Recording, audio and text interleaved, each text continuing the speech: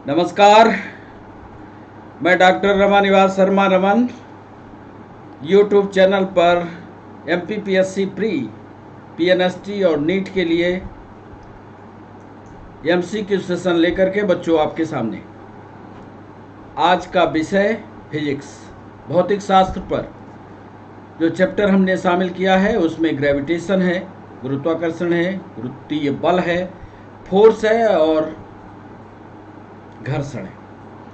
3 chapter को एक साथ मिला करके आज हम सवाल आपसे पूछेंगे। इसके पहले वाले सेशन में हमने लाइट पर आपसे सवाल पूछे थे। लाइट पर कितने सवाल आपसे बने ये तो आप जानते होंगे। कैसे लाइट पर सवाल पिछले 10 सालों की परीक्षा में MPPSC ने अथवा PNST ने अथवा नीट ने पूछे हैं, सारे सवालों को इकट्ठा करके हमने आपके सामने रखा था। 20 सवालों का एक ग्रुप फिर आज हमने तैयार किया है इन 3 चैप्टरों के बीच, जिसमें ग्रेविटेशन है, फोर्स है और फ्रिक्शन है।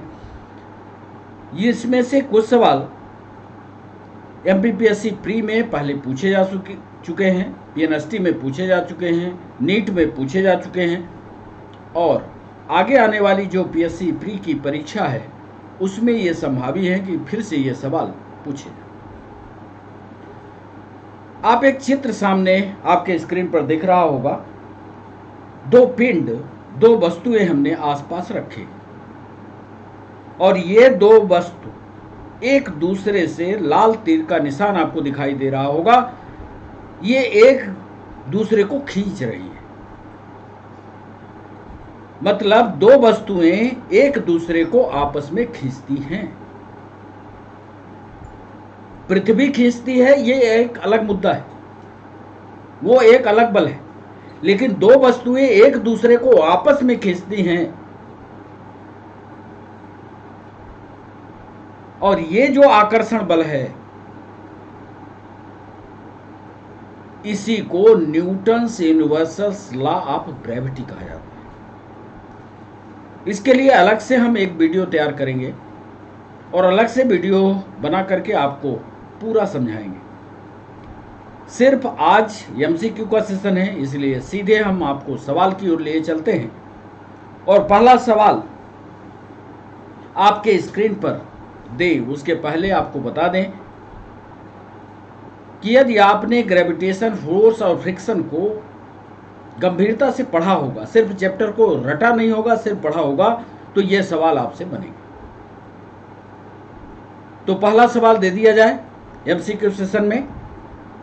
उसके पहले एक बात और बता दें, चैनल को सब्सक्राइब करना, चैनल को लाइक करना और चैनल को शेयर करना ये आपकी जिम्मेदारी है। यह सेशन हमारा शाम को आज 14 जून को 6 बजे लाइव होगा। यदि आपके दिमाग में कोई सवाल बनता है तो हम 6 बजे आपके साथ लाइव मिलेंगे।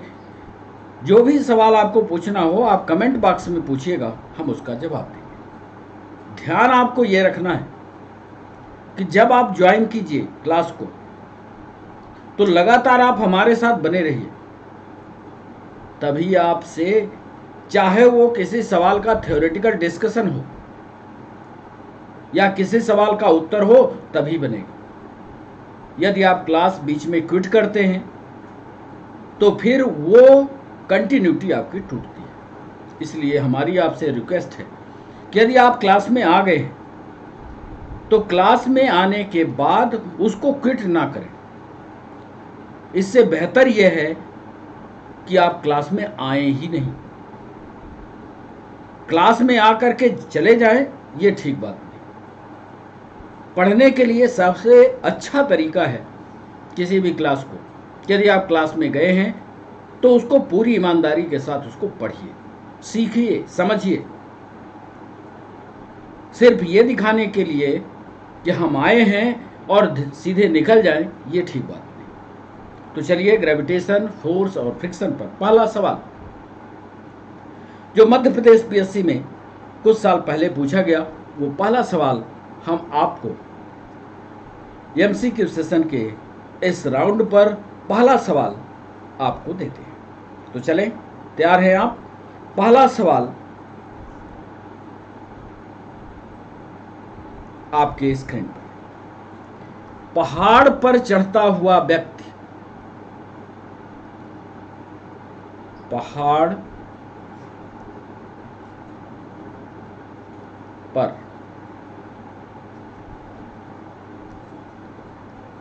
चढ़ता हुआ आदमी आगे की तरफ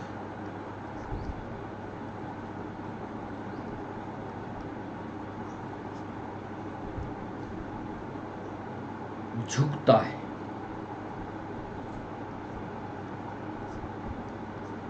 आप भी जब किसी चढ़ाई पर चलते हैं तो आप अपने बॉडी को देखिएगा, आपकी बॉडी आगे की तरफ झुकी होती है। इसी से इस पीएससी ने सवाल पूछा कि पहाड़ पर चढ़ता हुआ व्यक्ति या आदमी आगे की तरफ झुकता है। झुकने का कारण हो सकता है।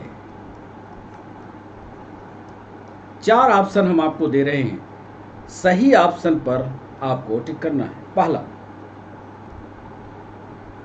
फिसलन से बचने के लिए।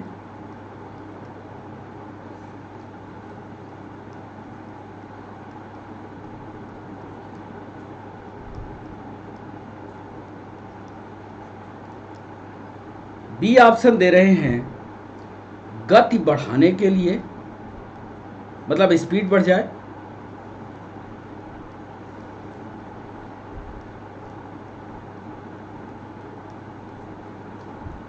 सी ऑप्शन दे रहे हैं थकान को घटाने के लिए।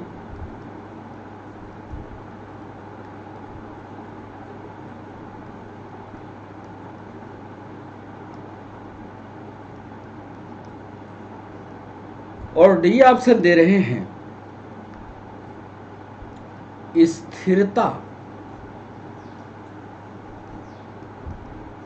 स्थिरता को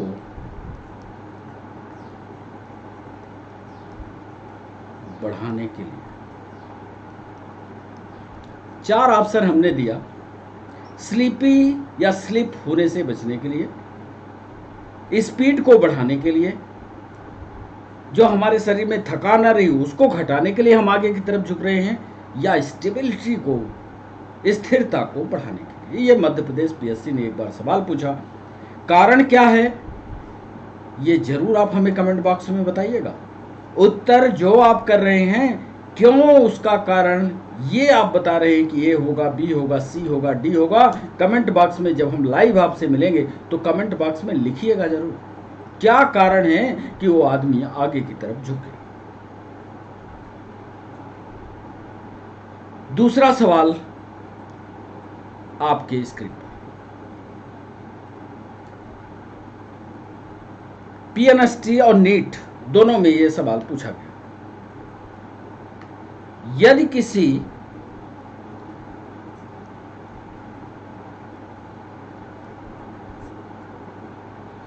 पिंड की गतिज ऊर्जा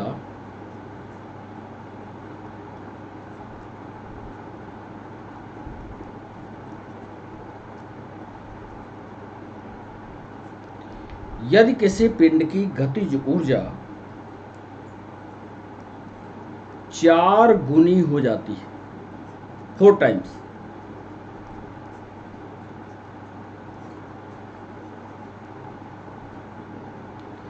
यदि किसी पिंड की गतिज ऊर्जा 4 गुनी हो जाती है तो उसका संवेग, संवेग का मतलब होता है मोमेंटम, मोमेंटम क्या होगा। किसी पिंड की गतिज ऊर्जा 4 टाइम्स हो गई, काइनेटिक एनर्जी को 4 टाइम्स कर रहा है, वो पूछ रहा है उसका संवेग क्या होगा। वेग नहीं पूछ रहा, संवेग पूछ रहा है, संवेग क्या होगा। ए ऑप्शन अपने प्रारंभिक मान का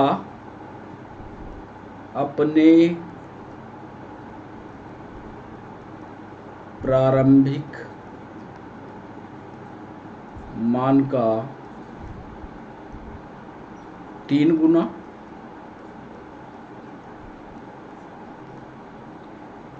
बी ऑप्शन दे रहे हैं अपने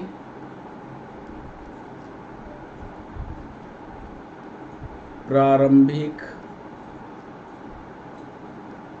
मान का 4 गुना, सी ऑप्शन दे रहे हैं अपने प्रारंभिक मान का 2 गुना, और डी ऑप्शन दे रहे हैं अपरिवर्तित रहेगा।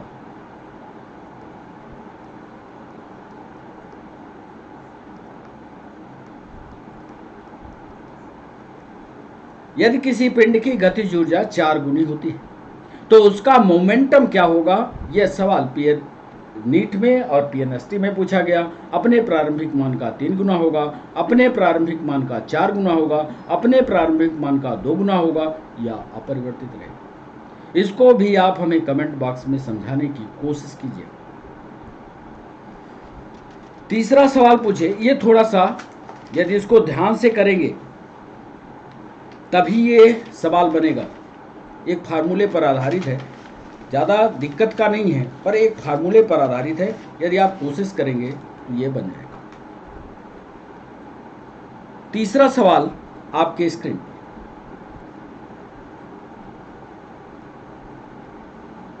वेग का सूत्र है।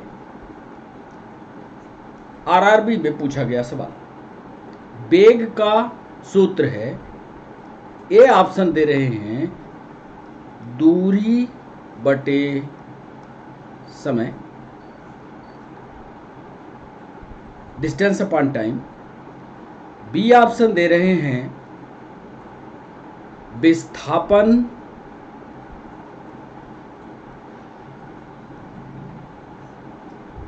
बटे समय। यहां पर अंग्रेजी में ध्यान रखिएगा, ये डिस्टेंस है और ये डिस्प्लेसमेंट है, displacement upon time. C option दे रहे हैं दूरी गुणे समय,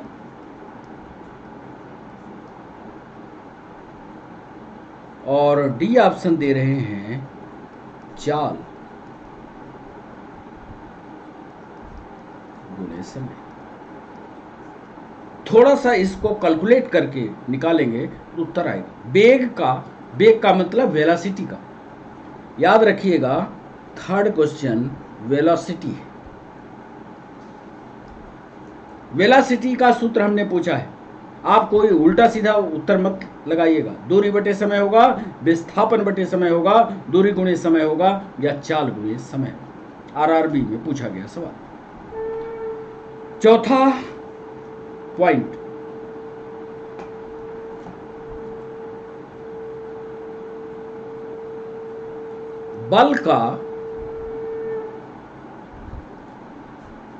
बल यहां पर जो हम लिख रहे हैं FORC है, फोर्स का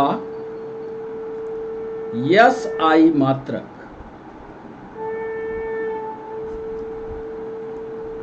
क्या है? ए पर जवाब दीजिएगा, क्या वह डायन है? बी पर आपको ऑप्शन दे रहे हैं, क्या वह जूल है? सी ऑप्शन दे रहे हैं, क्या वह केल्विन है? और डी ऑप्शन दे रहे हैं, क्या वह न्यूटन है? सरल सा सवाल है। बल का SI मात्रक हमने पूछा है, और ये एक बार बहुत पुरानी परीक्षा में APSC में पूछा गया था कि फोर्स का SI मात्रक क्या है। ज़्यादातर बच्चे इसका जवाब कर लेंगे, डाइन है, जूल है, केल्विन है, या न्यूटन है। एक सवाल पीएनएसटी में पूछा गया। 5वां सवाल, चुंबकीय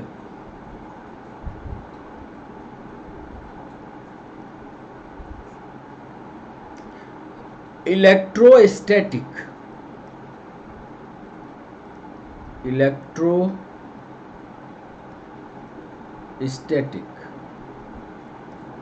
और गुरुत्वाकर्षण बल,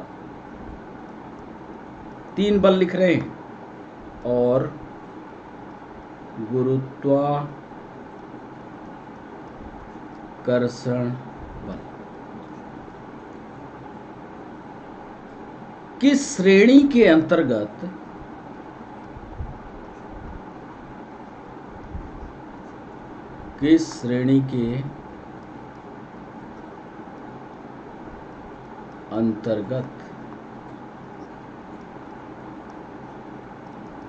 यदि आपने बलों के प्रकार पढ़ा होगा तो ये उत्तर बने। चुंबकीय बल हो, इलेक्ट्रोस्टैटिक विद्युत चुंबकीय बल हो, या गुरुत्वाकर्षण बल हो, किस श्रेणी में आता है। अब आपको ऑप्शन दे रहे हैं। ए दे रहे हैं, क्या वह कांटेक्ट फोर्स है, क्या वह संपर्क बल है। बी ऑप्शन दे रहे हैं, क्या वह नॉन कांटेक्ट गैर संपर्क बल है। सी ऑप्शन दे रहे हैं, क्या वह धक्का देने वाला बल है।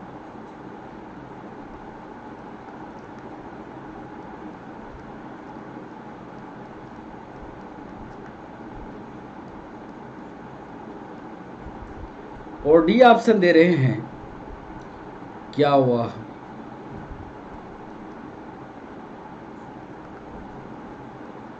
घर्षण बल है। 3 बलों की बात कर रहे हैं, चुंबकीय बल, electrostatic force and gravitational force, किस श्रेणी में आएंगे। क्या वह संपर्क बल है, क्या वह गैर संपर्क बल है, क्या वह धक्का देने वाला बल है, क्या वह घर्षण बल है। 6वां सवाल, यह वही सवाल यूपीएससी में पूछा गया। जरा सोच समझकर इस प्रश्न का जवाब करिएगा। यूपीएससी में पूछा गया ये सवाल को पहले समझने की कोशिश करिएगा। एक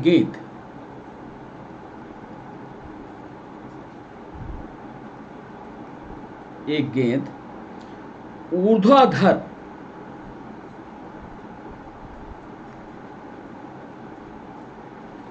ऊपर फेंकी जाती है।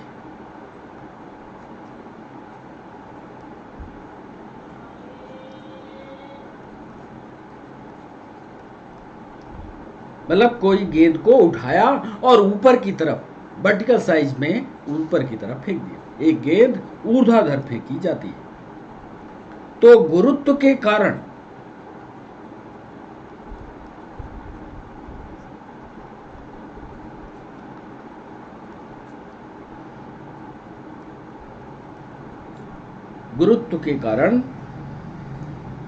त्वरण क्या होगा। ग्रेविटी के कारण एक्सीलरेशन क्या होगा। त्वरण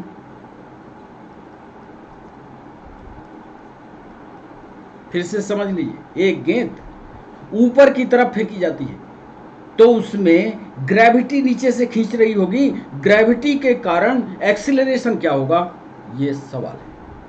ऑप्शन देखिए,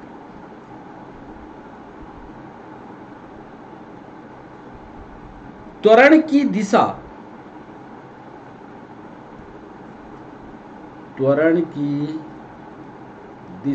यानी एक्सीलरेशन की दिशा गति की विपरीत दिशा में होगी।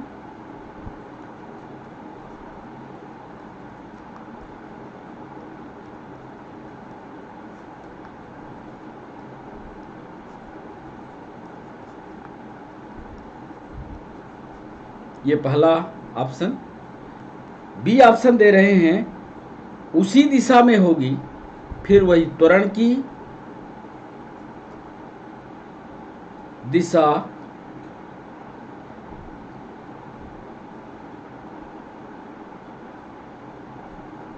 वही है, वही होगी जो गतिकी है। सी ऑप्शन दे रहा है त्वरण बढ़ता है, त्वरण बढ़ता है जैसे जैसे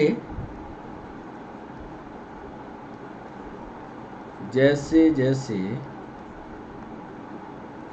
गेंद नीचे आती है। और डी ऑप्शन दे रहे हैं उच्चतम बिंदु पर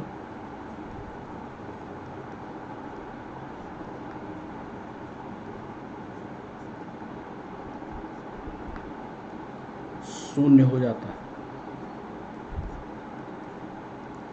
यूपीएससी का सवाल, एक गेंद ऊर्ध्वाधर या वर्टिकली ऊपर की तरफ फेंकी गई, गुरुत्व के कारण त्वरण का क्या होगा? ए ऑप्शन दे रहे हैं त्वरण की दिशा गति की विपरीत दिशा में होगी।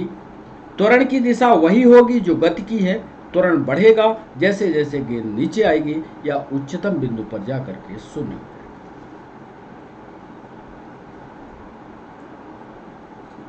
एक सवाल मध्य प्रदेश पीएससी में पूछा गया, जरा इसको अवगति की परिभाषा पर पूछा गया। 7वां सवाल, एक पिंड या वस्तु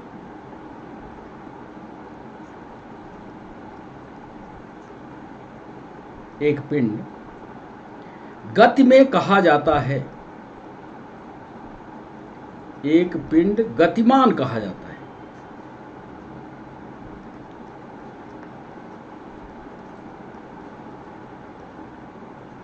कब? यह सवाल है, कब उसको आप गतिमान कहोगे? उसकी स्थिति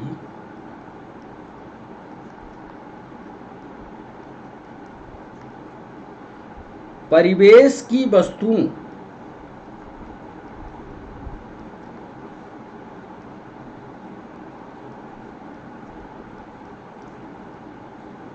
के सापेक्ष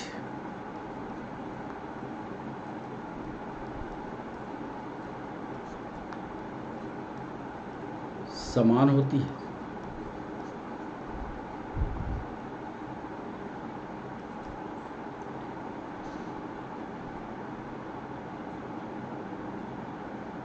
यदि, दूसरा ऑप्शन देखिएगा, यदि परिवेश की वस्तुओं के सापेक्ष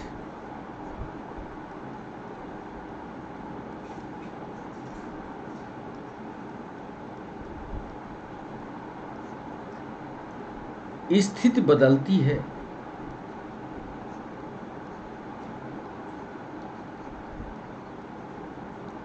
सी ऑप्शन दे रहे हैं दोनों ए एंड बी, और डी ऑप्शन दे रहे हैं ना तो ए और ना ही बी। एक गतिमान पिंड कब मानोगे? क्या उसकी स्थिति जो बाहर चीजें हैं, परिवेश में चीजें हैं, एनवायरमेंट में चीजें हैं, उनके सापेक्ष समान गति हो?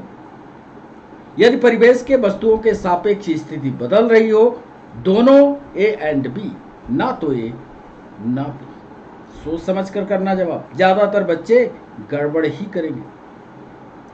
कल हमने एक ऑफलाइन में ऐसे ही सवाल पूछ दिया, उसने बिल्कुल उसी स्पीड में गलत जवाब दिया, जबकि वो जानता था बच्चा कि ये गलत है जवाब। बाद में जब हमने उसको समझाया, गति की परिभाषा समझाई, उसने सही जवाब माना। 8वां सवाल देखिएगा, एक यूनिट पूछ रहा है नीट में, त्वरण की एसआई इकाई बताइए, एक्सीलरेशन की। त्वरण की एसआई इकाई है। ध्यान से देखिएगा या बल्कि निकाल लीजिएगा, नहीं बनेगा तो जब हम इसका उत्तर आपको समझाएंगे तो हम निकाल करके आपको दिखाएंगे भी। आप हमें कमेंट बॉक्स में बताइएगा। नहीं बन रहा, हम निकाल करके दिखाएंगे। त्वरण की एसआई यूनिट होगी मीटर प्रति सेकंड।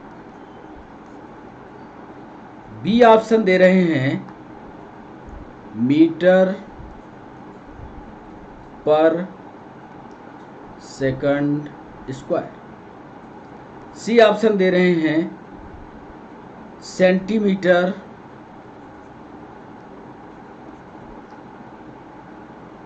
पर सेकंड। और डी ऑप्शन दे रहे हैं सेंटीमीटर पर सेकंड स्क्वायर।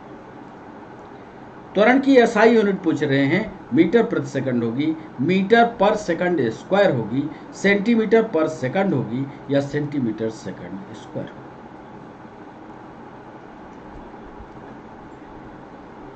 अगला सवाल, 9वां सवाल, क्रिया और प्रतिक्रिया। ये न्यूटन का नियम था। कौन सा नियम है, यह सवाल पूछ रहा। क्रिया और प्रतिक्रिया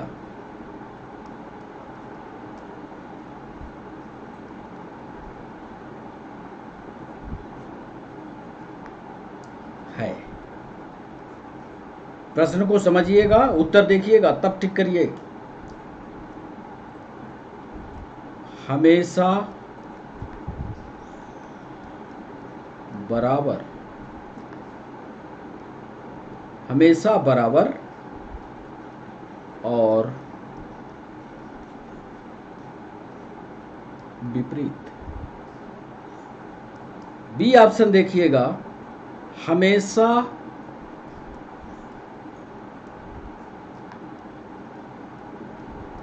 असमान और विपरीत। सी ऑप्शन दे रहे हैं हमेशा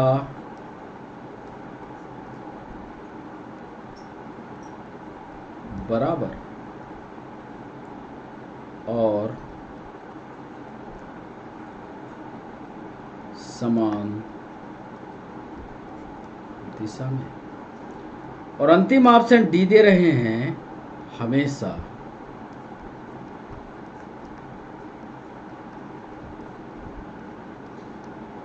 चारों उत्तर, ऐसा लगता है कि चारों उत्तर सही है, लेकिन चारों उत्तर सही उत्तर के काफी नजदीक है।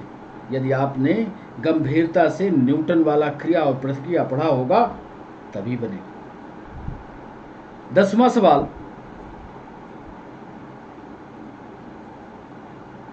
पीएनएसटी में पूछा गया, निम्न में विषम बताओ।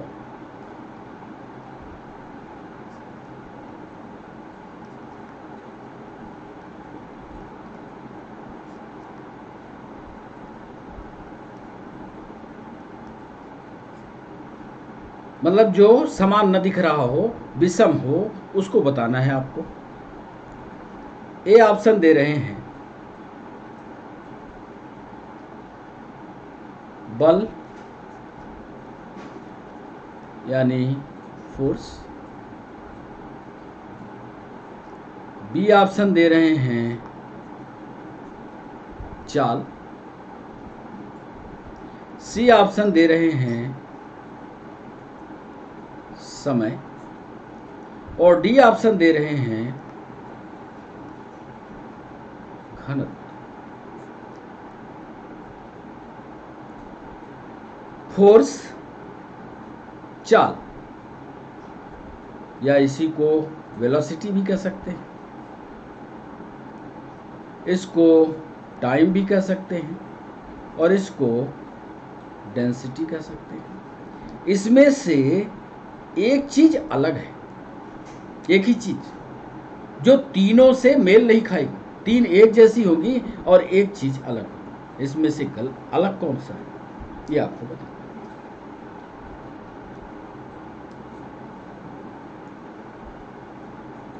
एक सवाल मध्य प्रदेश पीएससी में और नीट में पूछा गया, यूपीएससी में और नीट में। 11वां सवाल सोच समझ कर करिएगा।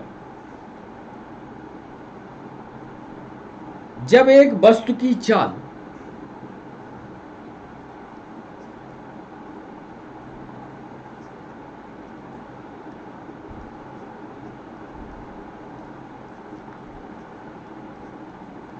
जब एक वस्तु की चाल दो गुनी होती है,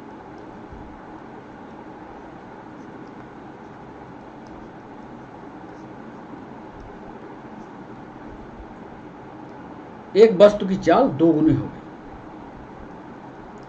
पहला, त्वरण यानी एक्सीलरेशन,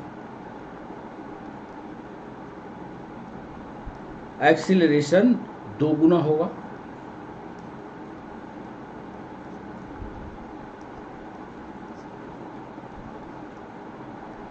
बी ऑप्शन दे रहा है द्रव्यमान दो गुना होगा, यानी मास।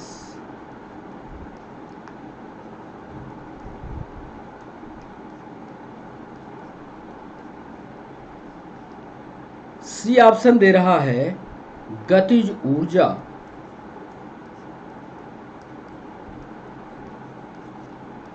या काइनेटिक एनर्जी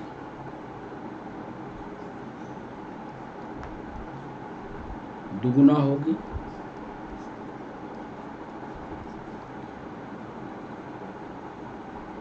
या डी ऑप्शन दे रहा है गतिज ऊर्जा चार गुना होगी। अब इसको मैथमेटिकली आप कैलकुलेट करेंगे तो उत्तर आ जाएगा। मान लीजिए आपसे पूछ दिया जाए कि इसको मैथमेटिकली कंक्लूड करके कैलकुलेट करके हमें बताइए, तो आप कमेंट बॉक्स में लिखिएगा कि एक वस्तु की चाल दो गुनी हो जाती है तो त्वरण दो गुना हो जाएगा, कि मास दो गुना हो जाएगा, कि गतिज ऊर्जा दो गुनी हो जाएगी, कि गतिज ऊर्जा चार गुनी हो जाएगी। और चार गुनी हो जाएगी तो कैसे हो जाएगी, कौन सा फार्मूला आप लगा रहे हो, ये जरूर कमेंट बॉक्स में बताएं। ले चलते हैं घर्षण पर एक पूछे गए सवाल। 12वां सवाल, वाहनों में दिए गए ब्रेक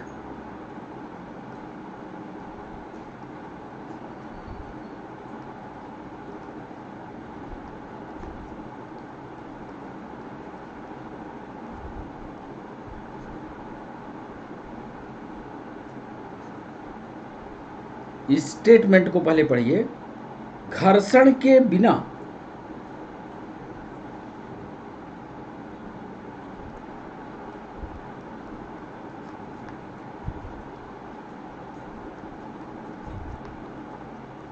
काम कर सकते हैं। दे एक्ट विदाउट फ्रिक्शन, घर्षण के बिना काम कर सकते हैं। घर्षण के बिना काम नहीं कर सकते।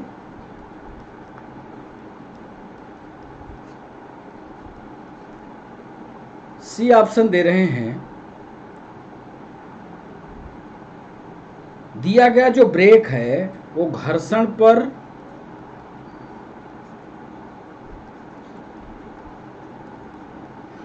काबू करने,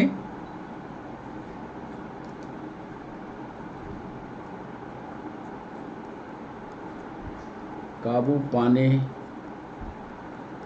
के लिए और दक्षता यानी इफिशियंसी और दक्षता कम करने के लिए। या डी ऑप्शन देते हैं, घर्षण को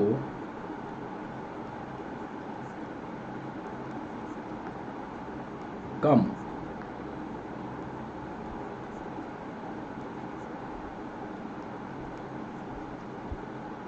12वां सवाल हम आपसे पूछ रहे हैं कि वाहनों में दिए गए ब्रेक घर्षण के बिना काम कर सकते हैं, घर्षण के बिना काम नहीं कर सकते। घर्षण पर काबू पाने के लिए ब्रेक इसलिए लगाया जाता है कि घर्षण पर काबू पाया जाए और दक्षता घटा दी जाए घर्षण को कम करने के लिए। तो ये 12वां सवाल। आइए 13वें सवाल को करते हैं। पीएनएसटी और नीट में पूछा गया ये सवाल। चाल की इकाई है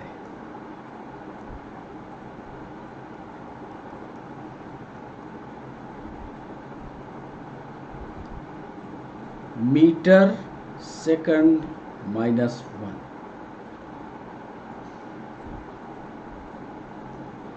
दूसरा बता रहे हैं किलोग्राम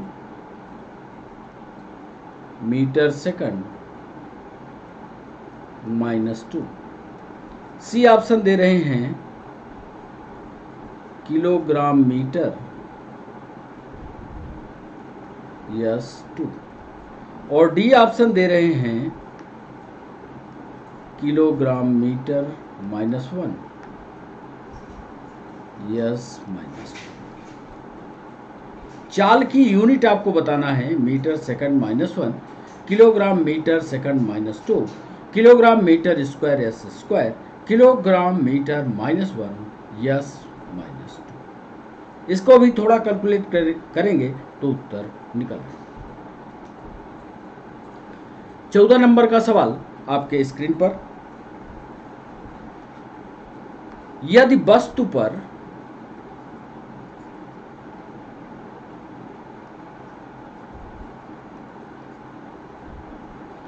बाह्य बल कार्य नहीं करता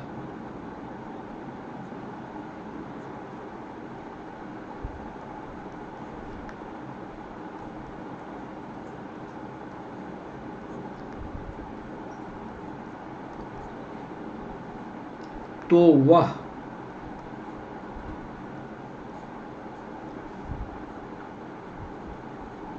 किसी वस्तु पर बाह्य बल कार्य नहीं करता। सोच विचार लीजिएगा तब उत्तर कीजिएगा। ए,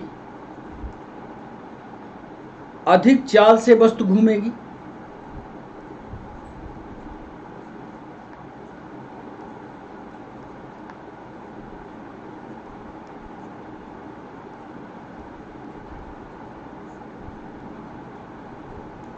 बी ऑप्शन दे रहे हैं अपने आकार को बदलेगी।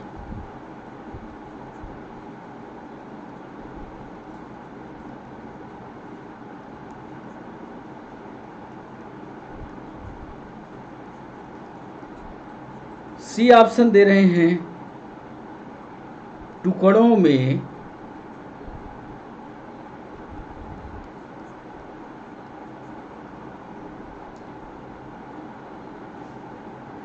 टूट जाएगी।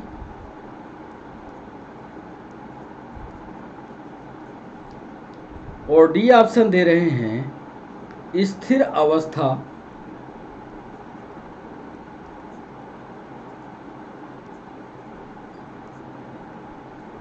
या एक समान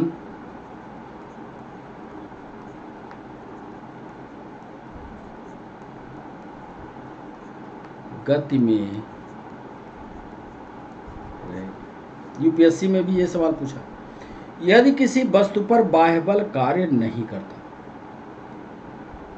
तो जब बाह्य बल कार्य नहीं करेगा तो उस स्थिति, वो वस्तु की स्थिति क्या होगी? ये गूढ़ सवाल है, तथ्यात्मक सवाल है। जरा इसका उत्तर करने की कोशिश करिएगा। यदि किसी चीज पर बाह्यतम बल ना लगे, सोचिएगा तब उत्तर करिएगा। तो क्या इसका आंसर होगा, ये हमें बताइएगा। और यदि आपका उत्तर सही हुआ तो जब हम लाइव सेशन में होंगे उसी समय कमेंट बॉक्स में हम आपको समझाएंगे कि कैसे यदि बाहर की वस्तु पर आपके ऊपर दबाव ना हो तो आपकी क्या स्थिति होगी। ऐसा कुछ सवाल है। ये है हमारा 15वां सवाल। नरम रेत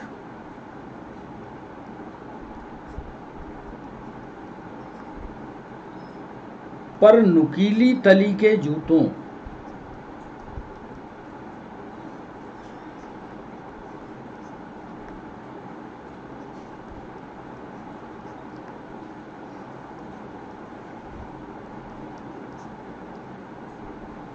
की तुलना में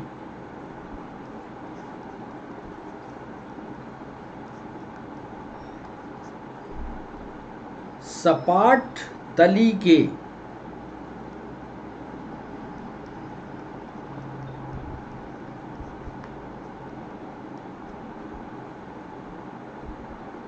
जूतों से चलना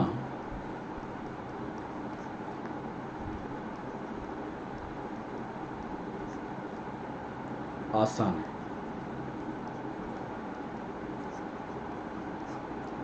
नरम रेत पर नुकीली तली के जूतों की तुलना में सपाट तली के जूतों से चलना आसान है, ऐसा सवाल पूछ रहा है। ए ऑप्शन दे रहे हैं आपको। सपाट तली के जूते में सपाट तली वाले जूते रेत में नहीं धंसते।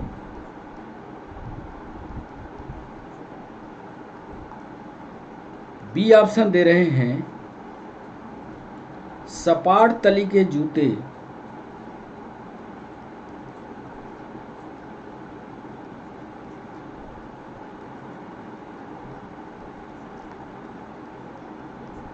रेत में धंस जाते हैं। सी ऑप्शन दे रहे हैं नुकीली तली के जूते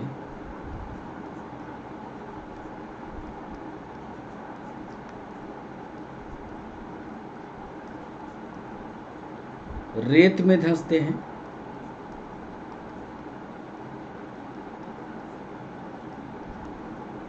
और डी ऑप्शन दे रहे हैं उपरोक्त में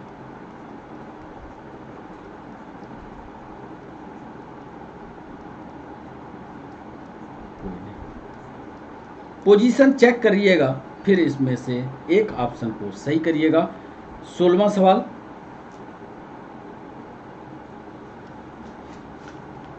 गति की मूलभूत इकाई पीएनएसटी में भी, पीएससी में भी, एसआई में भी पूछा गया। गति की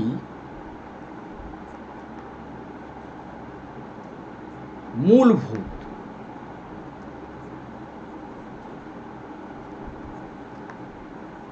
इकाई क्या है? गति की मूलभूत इकाई क्या है? ए ऑप्शन दे रहे हैं किलोमीटर प्रति मिनट। बी ऑप्शन दे रहे हैं मीटर पर सेकंड। सी ऑप्शन दे रहे हैं मीटर पर मिनट। और डी ऑप्शन दे रहे हैं किलोमीटर पर आवर। इसमें से एक ही उत्तर सही है। गति की मूलभूत इकाई को हमने पूछा है, आपको बताना है गति की मूलभूत इकाई क्या है। क्या किलोमीटर है प्रति मिनट है, क्या मीटर पर सेकंड है, क्या मीटर प्रति मिनट है, क्या किलोमीटर प्रति आवर है। 17वां सवाल डिस्टेंस और डिस्प्लेसमेंट वाले चैप्टर से है। इनमें से कौन सा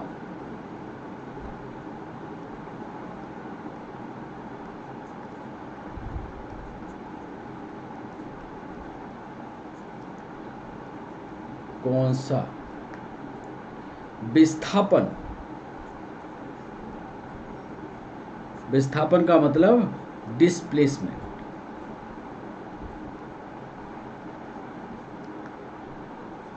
का अभिलाक्षणिक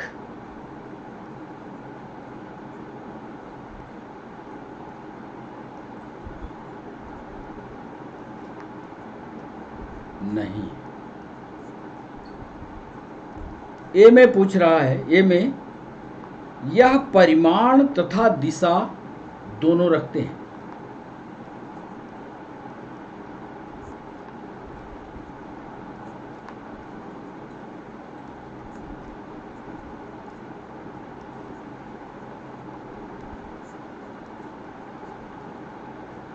बी ऑप्शन दे रहा है यह सदैव धनात्मक होता है।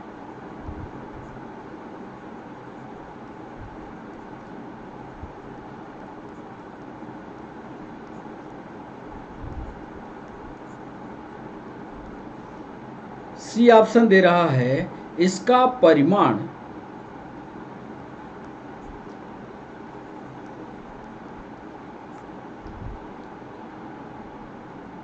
वस्तु द्वारा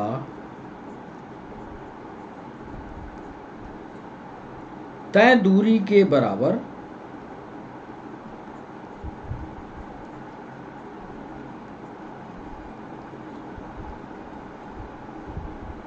या कम हो सकता है।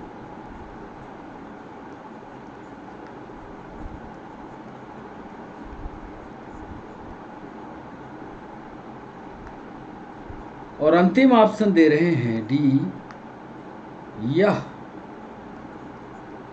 शून्य हो सकता है। इनमें से कौन सा करेक्टर नहीं है डिस्प्लेसमेंट का? डिस्प्लेसमेंट का मतलब होता है विस्थापन। शॉर्टेस्ट रूट का लक्षण नहीं बताना है। 17वां सवाल 18वें पर चलते हैं। निम्नलिखित में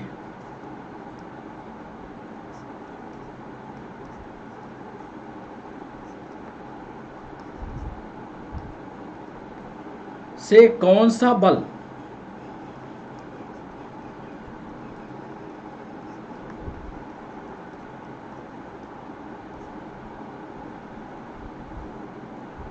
दूरी पर क्रिया बल है? दूरी माने डिस्टेंस।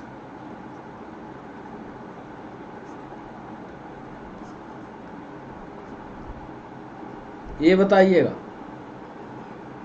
मैकेनिकल फोर्स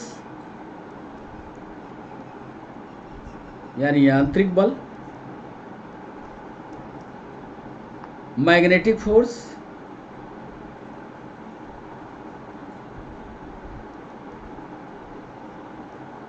यानी चुंबकीय बल, शारीरिक बल,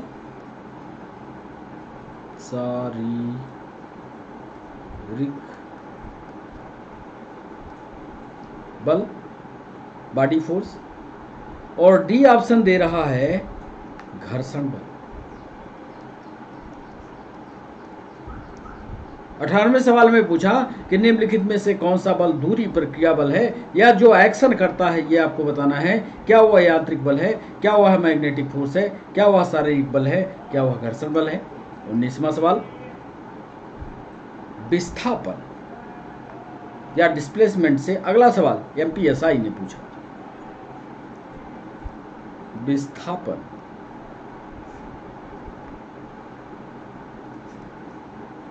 या इसको लिखे रहिएगा डिस्प्लेसमेंट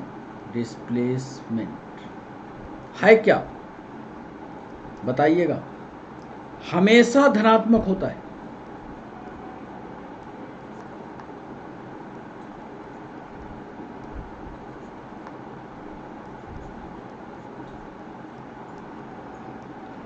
बी,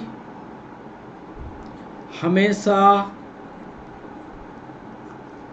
ऋणात्मक होता है।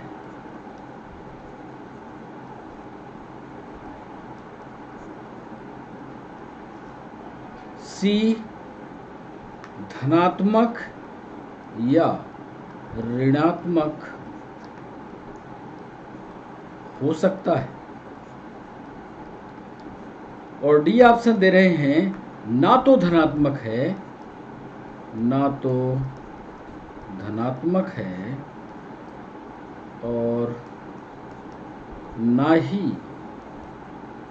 ऋणात्मक।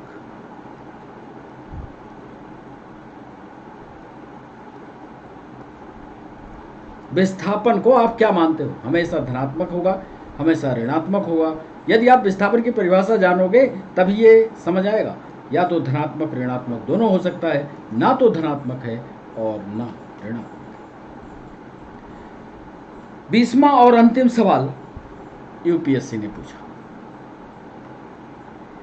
स्थिर ताप पर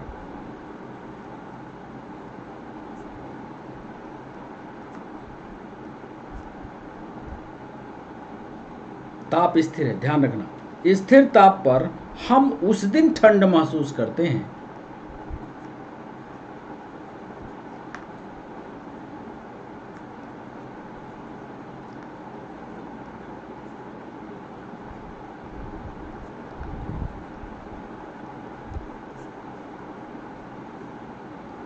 जब आपेक्षिक आर्द्रता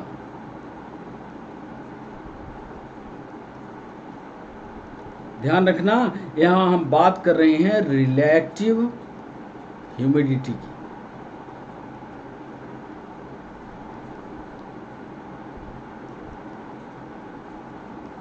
होती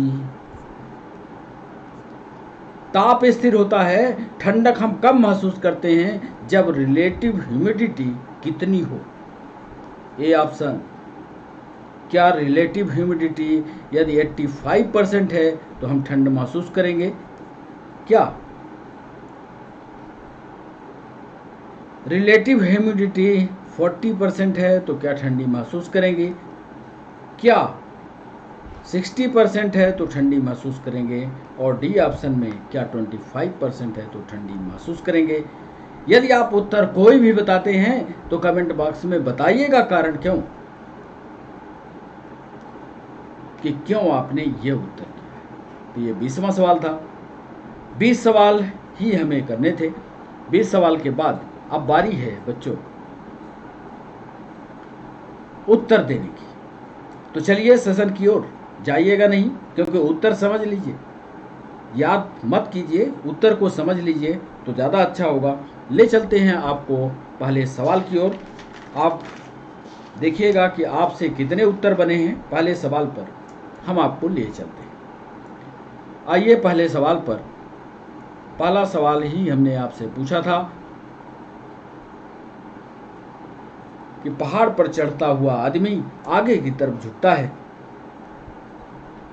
तो झुकने का कारण क्या हो सकता है? आप सीधा ये समझिए कि कोई वस्तु या व्यक्ति तभी तक संतुलन की अवस्था में रह सकते हैं जब तक कि उसके गुरुत्व केंद्र से गुजरने वाली ऊर्ध्वाधर रेखा उस व्यक्ति या वस्तु के आधार के क्षेत्रफल के अंदर से होकर गुजरती है। क्षेत्रफल का मतलब उसके चारों तरफ की एरिया। यदि यह रेखा आधार के क्षेत्रफल से बाहर हो जाती है तो वस्तु का संतुलन बिगड़ जाएगा और वह वस्तु गिर जाए। इससे स्पष्ट है कि किसी वस्तु के आधार का क्षेत्रफल जितना बड़ा होगा उसका संतुलन उतना ही स्थायी होगा। इसलिए पहाड़ पर चढ़ते हुए पीठ पर बोझ लेकर चलते समय मनुष्य आगे की ओर झुकता है ताकि वह अपने संतुलन को बनाए रखे। तो पहले सवाल का जवाब हुआ बच्चों डी। जितना हमने बोला है उतना भी आप कागज पर लिख लीजिएगा। यदि किसी पिंड की गतिज ऊर्जा 4 गुनी हो जाए तो आपका जवाब अपने प्रारंभिक मान का 2 गुना होगा। आपने भी ऐसा लगाया होगा। अब क्यों आपने ऐसा लगाया, कौन सा फार्मूला लगाया, ये आप बताएंगे हमें कमेंट बॉक्स में। हमने पहले भी कहा है। तीसरा सवाल, वेग का सूत्र क्या हो? तो वेग बराबर होता है, सही जो फार्मूला है वो वेग बराबर होता है विस्थापन बटे समय। तो रटा है। अब वेग है क्या, चाल क्या है? चाल की परिभाषा आप जानते हो क्या? क्यों बच्चों, चाल की परिभाषा लिख लो। चाल क्या होता है? चाल बराबर होता है दूरी बटे समय। ध्यान रखना, जब किसी वस्तु द्वारा एकांक समय में चली गई दूरी, यूनिट टाइम में चली गई दूरी को उस वस्तु की चाल कहते हैं। और चाल जो होती है ये एक अदिश राशि है। इसके भी थ्योरेटिकल चैप्टर्स हम लाएंगे। यदि आपको लाइव क्लास में हमें ऐसा लगा कि आपसे उत्तर नहीं बन रहे हैं तो इसके भी वीडियो हम अपने चैनल पर डालेंगे और आपको पढ़ाएंगे। चौथा सवाल हमारा था कि बल का एसआई मात्रक क्या होता है? तो बल का एसआई मात्रक, इसको तो आप जानते हैं इसमें ज़्यादा डिस्कशन की जरूरत नहीं है। ये बता दो ये सदिश है कि अदिश, बताओ, याद कर लेना, ये सदिश है। फिर एक सवाल 25वें सवाल में हमने पूछा था कि मैग्नेटिक, इलेक्ट्रोस्टैटिक और गुरुत्वाकर्षण बल किस श्रेणी के अंतर्गत आते हैं, तो ये सतह को छूते नहीं। आप याद करो, क्या चुंबक उठ करके आपको पकड़ने जाता है? नहीं, कभी नहीं पकड़ता। इसके बीच में कोई कनेक्शन नहीं होता, गुरुत्वाकर्षण के बीच में कोई, सिर्फ वायुमंडल है। इसीलिए इसका सही जवाब होगा बल। जरूर पढ़ लीजिएगा, बल दो तरह के होते हैं, संपर्क बल और गैर संपर्क। फिर एक सवाल, ऊर्ध्वाधर गेंद ऊपर की तरफ गई तो गुरुत्व के कारण उसका त्वरण क्या होगा, तो इसको भी आपने कर लिया होगा। त्वरण की दिशा गति के विपरीत होगी कि नहीं, समझो। स्वतंत्रता पूर्वक ऊपर से नीचे गिरती हुई वस्तु के वेग में परिवर्तन की दर को गुरुत्वीय त्वरण कहते हैं। इसे जी से प्रदर्शित करते हैं। गुरुत्वीय त्वरण का मान वस्तु के द्रव्यमान पर निर्भर नहीं करता। जब एक गेंद ऊर्ध्वाधर फेंकी जाती है तो गुरुत्व के कारण त्वरण की दिशा उसके गति के विपरीत दिशा में होती है। आप उत्तर को समझ लीजिए। वीडियो को बार बार चला करके जो हम बोल देते हैं, क्योंकि हाथ दर्द करता है लिखते लिखते, जो हम बोल देते हैं उसको आप कागज पर लिख लीजिएगा, उत्तर सटीक आपको मिल जाएगा। एक पिंड गतिमान कहा जाता है कब? गतिमान कब कहा जाएगा? जब उसके सापेक्ष, गति की परिभाषा पढ़िएगा, जब उस वस्तु के सापेक्ष स्थिति बदल रही हो। जैसे एक आदमी भाग रहा है तो उसकी गति कैसे बताओगे? उसकी तुलना में एक आदमी को खड़ा करना ही पड़ेगा, तब आप गति बताओगे। तो सापेक्ष स्थिति उसकी बदलती है। 7वां सवाल हुआ। 8वें सवाल पर आपको ले चलते हैं, तो इसको तो आपने रटा ही होगा, मीटर पर सेकंड स्क्वायर इसका सही जवाब होगा। क्रिया और प्रतिक्रिया, ये न्यूटन का तीसरा नियम। क्रिया की प्रतिक्रिया हमेशा बराबर होगी, ये गारंटी। कोई आपको एक चाटा मारेगा, जितने जोर से लगाओगे उतना ही आपके हाथ में भी जोर का लगेगा, लेकिन लगने की दिशा, जो आप तो मारे उसके गाल पर, लगने की दिशा, बल तो बराबर, चोट तो बराबर, पर दिशा विपरीत होगी। क्रिया और प्रतिक्रिया का यह नियम कहता है। निम्न में से विषम क्या होगा?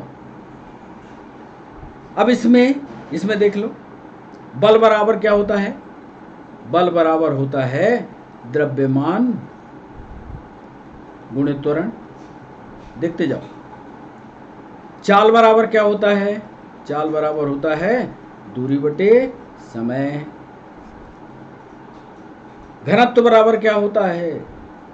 घनत्व बराबर होता है द्रव्यमान बटे आयतन।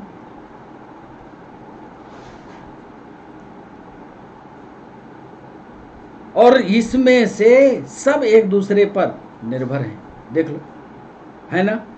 इसमें विषम क्या है? क्योंकि समय किसी पर निर्भर नहीं है। नोट कर लो, कठिन सवाल था।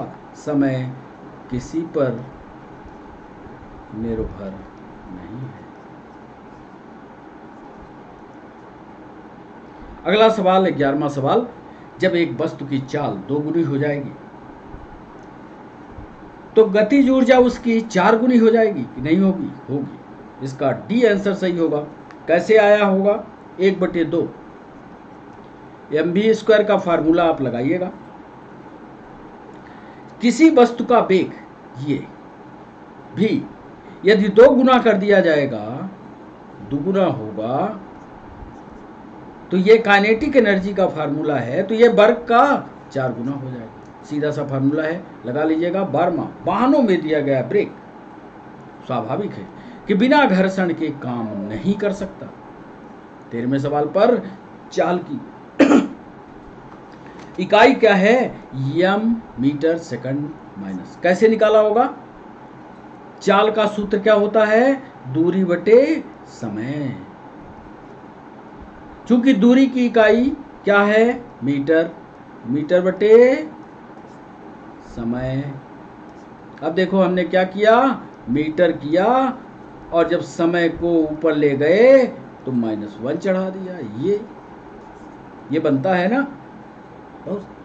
थोड़ी सी टेक्निकल बात को समझ लोगे, हमेशा हमेशा फिजिक्स आपके लिए सरल रहेगी बच्चों। तो ये 13वां सवाल। 14वें सवाल पर आपको ले चलते हैं। 14वां सवाल था,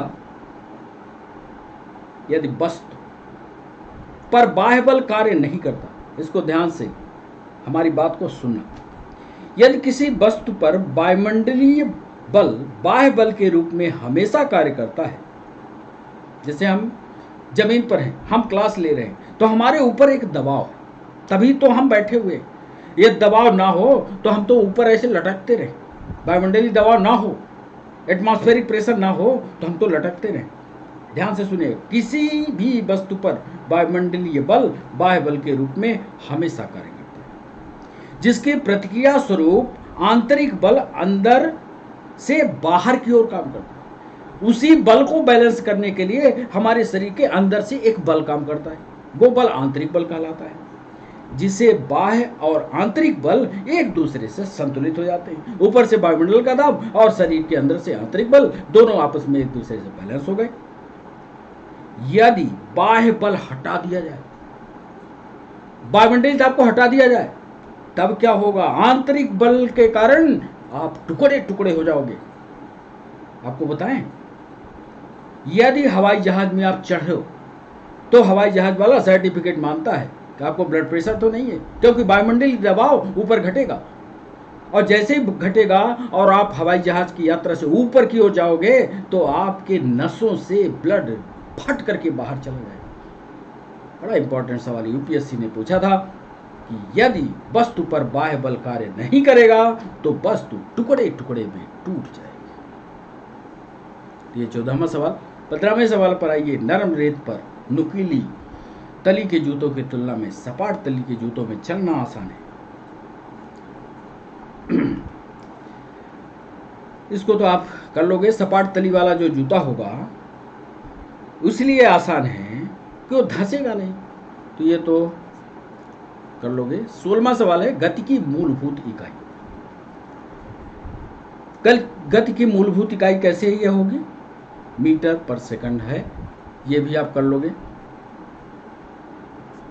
गति की मूलभूत इकाई गति विज्ञान की वह शाखा है जिसके अंतर्गत उन वस्तुओं का अध्ययन किया जाता है जो गत्यावस्था में होती है। यदि विज्ञान में समय को महत्व दिया जाए तो समय के साथ किसी वस्तु की स्थिति में परिवर्तन होना। गति की मूलभूत इकाई यहीं से निकली। आप गति कर रहे हो, समय के साथ स्थिति में यदि परिवर्तन नहीं हो रहा है, आप जहां थे वहीं खड़े हो,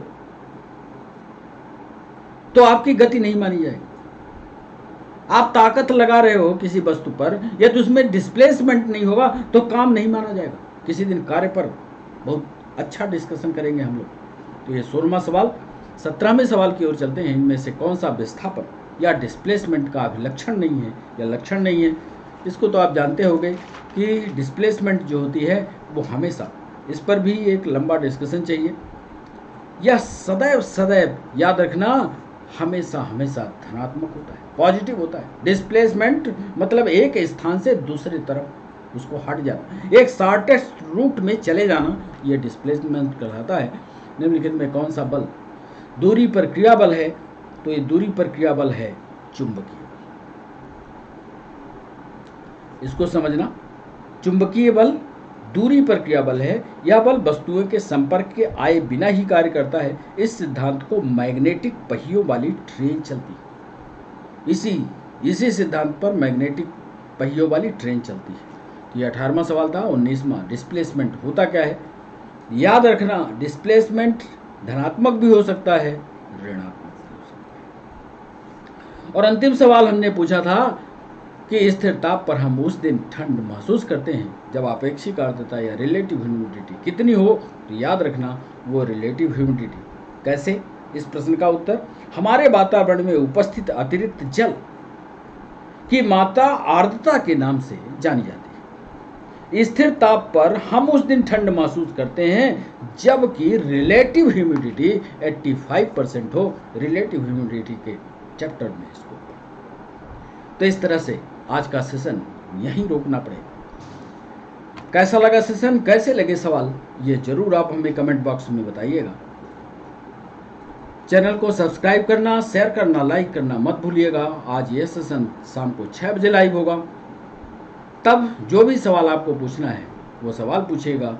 इसी का फिजिक्स का कोई नया चैप्टर लेकर के अगले वीडियो में फिर हमारी आपकी मुलाकात होती है। तब तक के लिए बच्चों बाय बाय और नमस्कार।